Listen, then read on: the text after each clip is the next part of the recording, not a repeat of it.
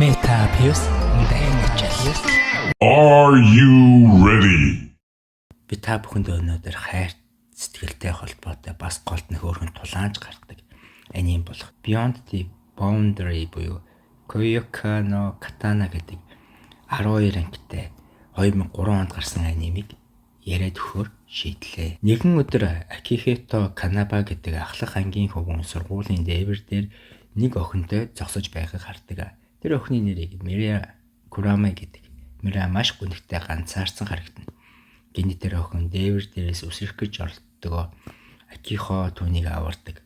Удалгүй Акихо Miria ердийн охин биш гэдгийг мэддэг. Тэр өөрийнхөө цусаар илт хийж чаддаг ид чидтэн. Miria бол сүнсний ертөнцийн тулаанч тэрээр муу ёрын амьтан болох Yomog устгах үүрэгтэй. Харин Акихо ч бас онцгой. Тэр хагас хүн, хагас Yomo. Гэхдээ тэр хэнийгч хорлолгүй сайхан сэтгэлтэй. Эхэндээ Miria Акихог аюултай гэж бодоод түүн рүү туталдаг. Гэхдээ Акихог амархан өгдөггүй. Тиймээс Miria түүн дээр тулааны бэлтгэл хийдэг. Дараа нь тэд ярилцаж баг багаар найзууд болдог. Тэд жижигхэн Yomog хамтдаа устгана. Ингэснээр Miria Акихо хоёр найз гэж бие бинийгээ бодож эхэлнэ.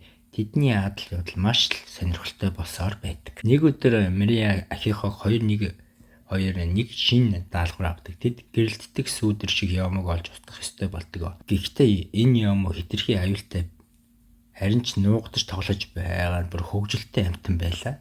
Тэр Yomog барих гэж олон инээдтэй үйл явдал болдог. Хоол идэж байхад нь дагаж зураг авч бүжиглж барьж чадахгүй. Эцэст нь тэд хамтдаа оюун ухаанаа уралдуулан ухаалгаар барьж авч чаддаг. Энэ үйл явдал нь тэдний жинхэнэ найзууд болгож эхэлнэ.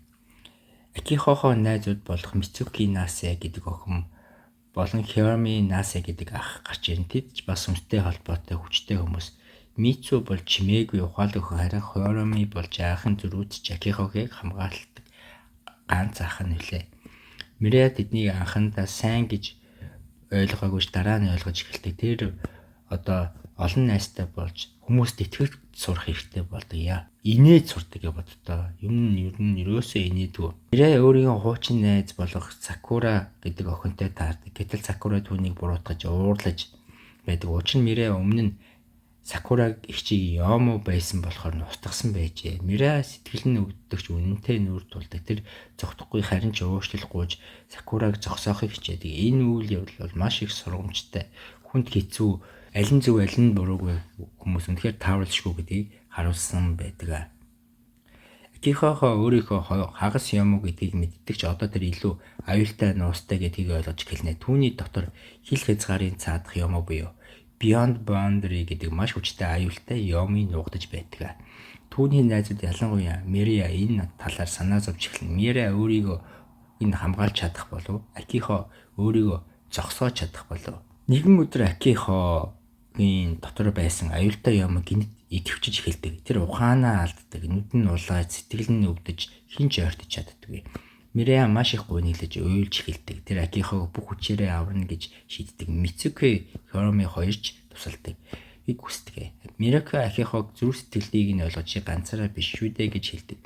Гэхдээ түүнийг аварна гэдэг амархан ажил биш байлаа. Акихо Yomo болж хувирчихсан байгаа. Бүх зүйл харанхуй аимшиг болж ирдэг. Гэхдээ Miria-гийн зүрх гаргаж түүний дотор руу нь орж чухал зүйд шиг ертөнцид дотор явж жинхэнэ Акихог дуудаж хайж эхэлнэ.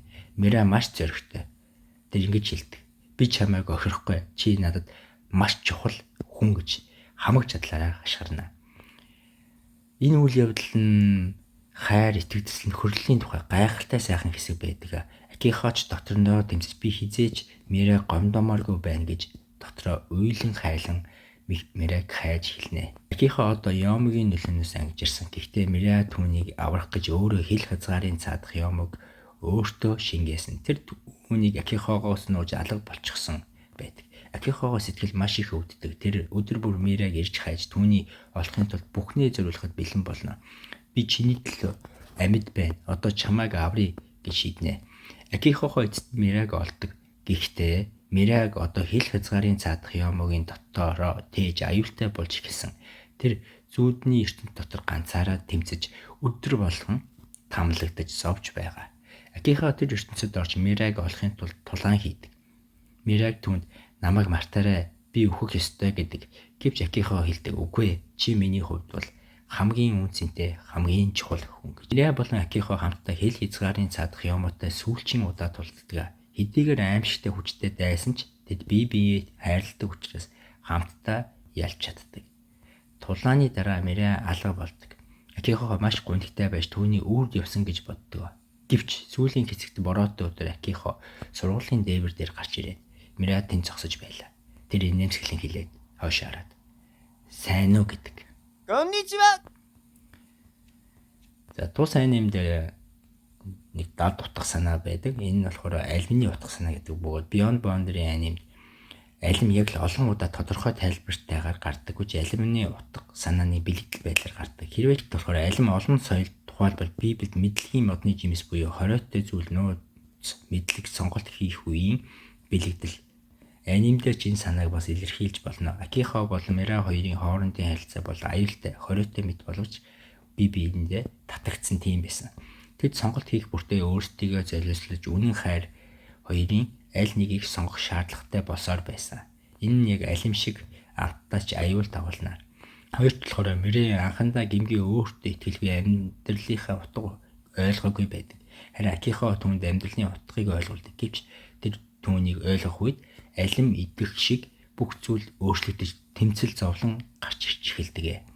3 дахь алимны утга нь болохоор заримдаа алимыг хүний хүнсний бэлэг тэмдэг гэж үзнэ. Анимд Мириа Акихог аврахын тулд маш олон шийдвэр гаргаж тэр нь өөрийг нь зовлон руу оруулдаг. Энэ бид хүслээ дагахтаа өөрийгөө золиослох хүртлээр туулж чаддаг гэдгийг илэрхийлсэн байдаг.